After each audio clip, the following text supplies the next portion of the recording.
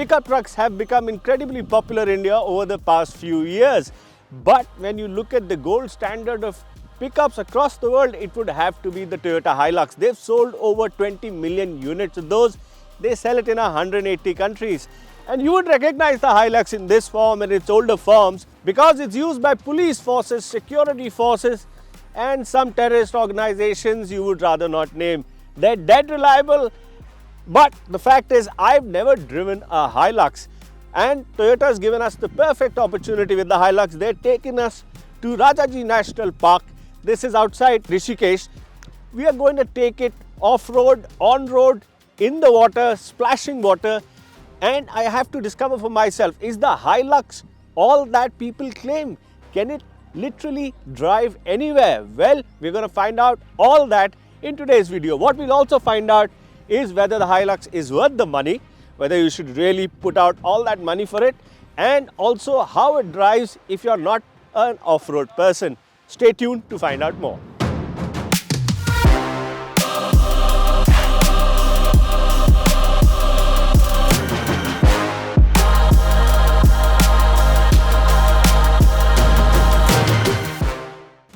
As an enthusiast, you get to hear about the Hilux legend all the time, you know. Like I said, security forces, a lot of peacekeeping forces, a lot of charity institutions, lots of forces you don't want to name, and even off-roaders and the general public absolutely swear by it. Whether it's Australia, whether it's America, whether it's Europe, there are, Hilux fans all over, of course. 20 million is no small number.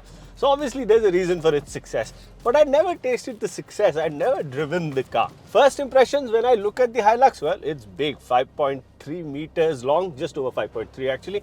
It's a substantial car. To put it in perspective, it's bigger than the Fortuner, which is just over 5 meters. So that gives you an idea of the size. And it's butch looking, you know.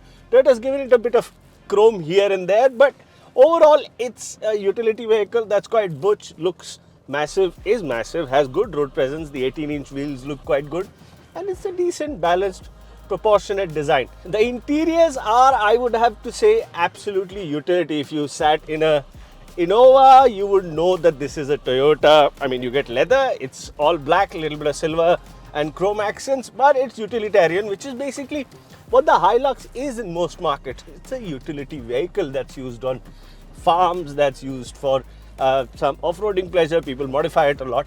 But you do get a decent amount of equipment on the Indian version of the Hilux. You get 7 airbags, you get a multimedia system, you get, thankfully now Toyota has Apple CarPlay, Android Auto. So you get all that, dual climate control, you get different driving modes, eco and power. Of course, it's available in manual and automatic. The one we're driving is the top of the line automatic 4x4.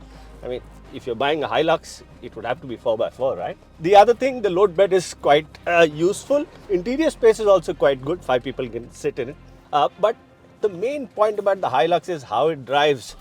Well, it's got the familiar 2.8 liter diesel, turbocharged diesel engine that we see in a lot of Toyotas, including the Innova Krista that we used to see. In this, guys, it produces about 200 bhp, and in the manual transmission, it has about 430 Nm of torque, 420, 430, while the automatic gets the full 500 Nm like the Fortuner Legenda has. So on the subject of power and torque, it's not missing. On the road, though, it feels, because it is a pickup truck, it's got leaf spring suspension at the back. If you load it up, yes, it feels a lot more tied down. Otherwise, on bumpy roads, the ride in the Hilux can be a bit choppy. It does bounce around quite a bit.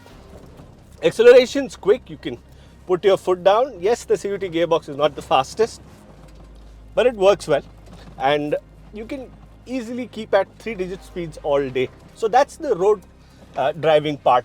Couple of compromises there. The steering, because it's a recirculating ball, is quite slow, because it's also tuned for a lot of off-road work where a recirculating ball and a slower steering give you better off-road ability. So that is something you'll notice. It's quite heavy too, so if you're parking at slow speeds, yeah, that'll build up your muscles a little. But the biggest problem is the size. The 5.3 meters, if you live in an urban center, is going to be a bit of a trouble. turning it around will almost, taking a U-turn will almost always be a 3-point turn. And finding parking, yeah. So that's that. But out on the highway, that size is not a problem. You can drive it comfortably. It's imposing. People give it a lot of attention, and you can drive around comfortably all day, no problem. When you get off-road though, is where the Hilux really starts to shine. Yes, it will still be bouncy on bad roads, but it tackles bad roads without any problem. The steering really comes to life because the kickback is not too much. You can really rely on the steering and it takes you anywhere. We were driving through, well, no roads, it was just gravel, and the Hilux could keep up quite a bit of pace without even, being in a spot of bother. But when we started doing 4x4 stuff, engaging 4x4 high, then 4 low, then the diff locks, taking steep inclines, letting the downhill assist work and bring the car down its own, taking it through very deep water. I think the amount we took was about 600 mm. But when we started really doing the off-road stuff is where the Hilux really begins to shine. You start using the 4 high mode, the 4 low, the diff locks, you go up very steep inclines, you come down, use the downhill assist to bring the car down. But the most fun for me was driving the car through riverbeds. You're just going through 600 odd mm, wading depth. The car's just going through all that water, through the river, all that stones, the rocky terrain, non-existent road, like it doesn't exist. Yes, okay, it's a bit bumpy, but the power and the sheer ability just makes it so much fun.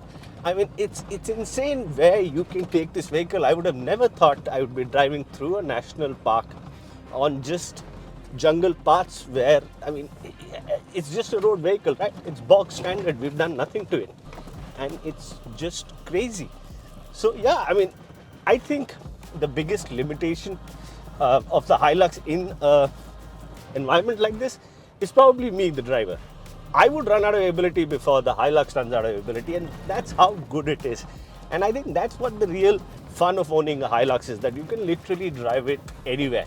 Do you want to drive it to office? I mean, I don't know. I wouldn't. But do I want to drive it on a 2-week-long holiday where I'm just taking the, just off the beaten path, just going through national parks, jungle trails, camping somewhere? Yeah, absolutely. And that's where the appeal of the Hilux lies. No, it's not cheap.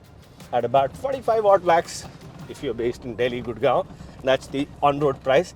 It's a pretty steep price, but for that price, what you get is a car you can take anywhere. You can camp in it, you can sleep in it, you can spend a month or 2 driving around our beautiful country. And I think I really understand the legend of the Hilux. Is it for everybody? No.